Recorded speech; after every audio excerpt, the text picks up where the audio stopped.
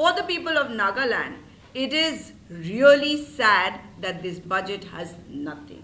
We had Nipo Rio government talking about election for solution. Change is coming, change is here. And now we know what the change is. This government has failed, and it has failed the people of Nagaland today. They're not talking about grassroots, they're not talking about the roads which exist in Nagaland. NDPP, led by Mr. Rio in alliance with the BJP, promotes that no caring attitude of the central government. What has changed in the last 5 years?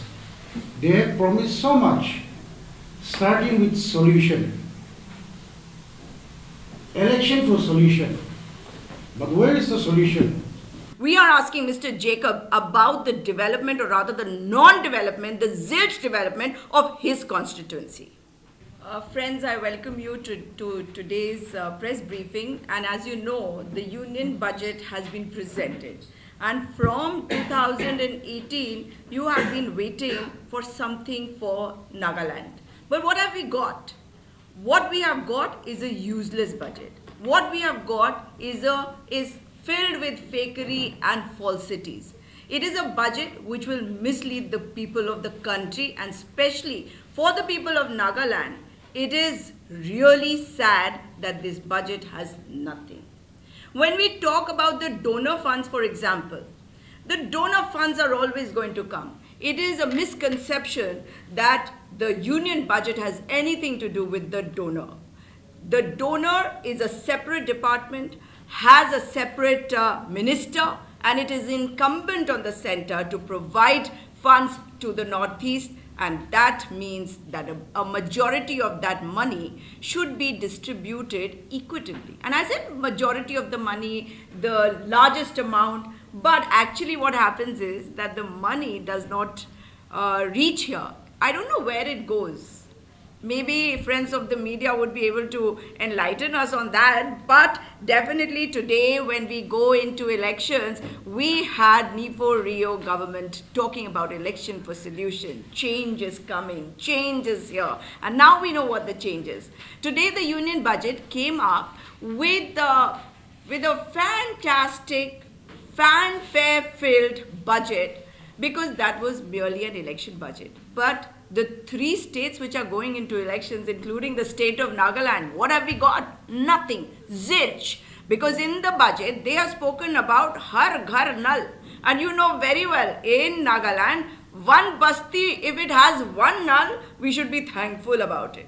Drinking water is in short supply, or should I say that drinking water is not available at all, and the rich can dig tube wells. What about the poor? Is there anything for the poor people? They say that there is a growth rate of 6.1%. You know, these are big words and what the common man cannot understand. 6.1% is the growth rate, and if you go down to the ground level, to the grassroots, you will also understand that 14 crore people in the entire country do not have jobs today. If they are reeling under unemployment, can 6.1% growth rate provide us with those jobs? It cannot.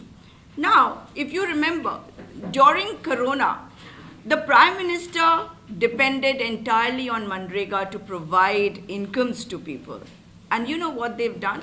From 89,400 crore, the budget for Manrega has been brought down to 60,000 crores.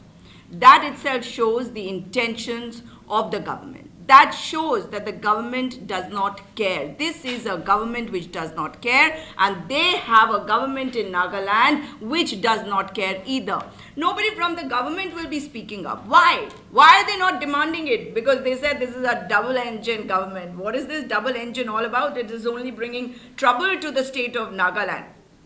I must bring to your attention that from 2004 to 2014, the per capita income of every Indian was, rising. And how much was it rising? 13.1%. 13.1%. From 2014 to 2023, I would like to draw your attention to the figures, which is 9.1%. You can find excuse outside, but the fact is that this government has failed, and it has failed the people of Nagaland today. Because Nagaland was expecting some special package. There was no solution. Election for solution was over. And this time I'm waiting to see, and all of us are waiting to see what their slogan is going to be. But has change really come? Has a solution come? And especially with this budget, what is it? You know, very interestingly, this government has bettered itself than earlier, because it has raised taxes, benefits for diamonds which come from Gujarat. But manpower, food for that manpower which exists, the atta, the flour, that has become more expensive. So it is Hira sasta, atta mehenga. This is what this budget is all about. So when we look into various other things, I don't need to go into the roads. There's nothing about the roads in that budget. They're talking about infrastructure building, but they're not talking about specifics. They're not talking about grassroots. They're not talking about the roads which exist in Nagaland. And if having a double-engine government, we have not been able to get any special package for Nagaland, it tells us that the government at the center does not care, and the government of NDPP led by Mr. Rio in alliance with the BJP promotes that no caring attitude of the central government. So the union government has to answer, but the state government also has to answer.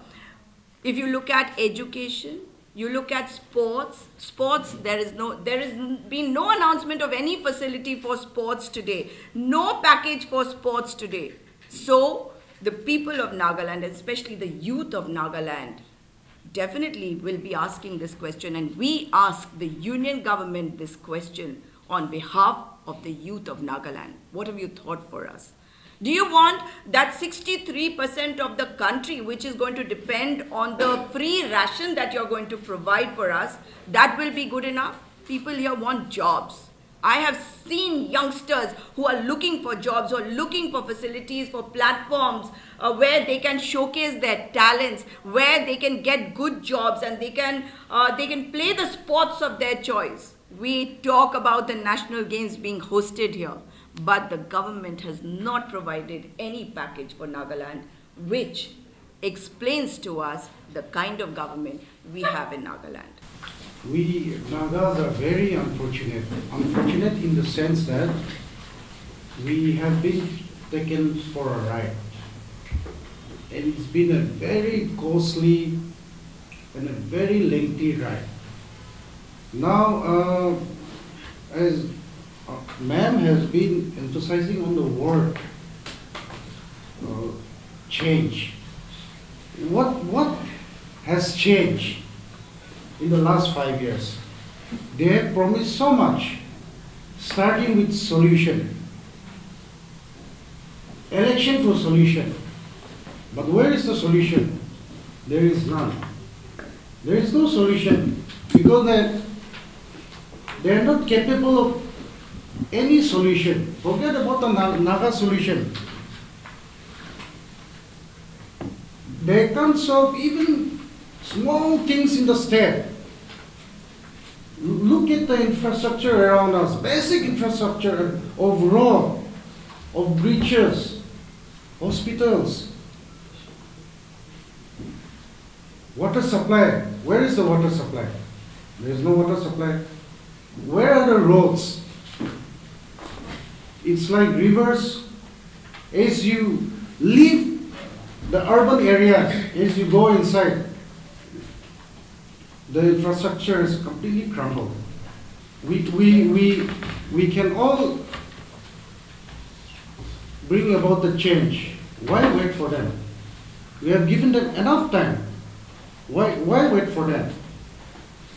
And they talk about special treatment, special status for the Nagas, but it's not being shown in the budget. Because whatever infrastructure that we have here today, what we see here in Nagaland today, was built during Congress times. That's all we have here. There was no change. There is no special treatment. There is no solution. So, my appeal to the people today is, let's not be taken for a ride. Let's stop now.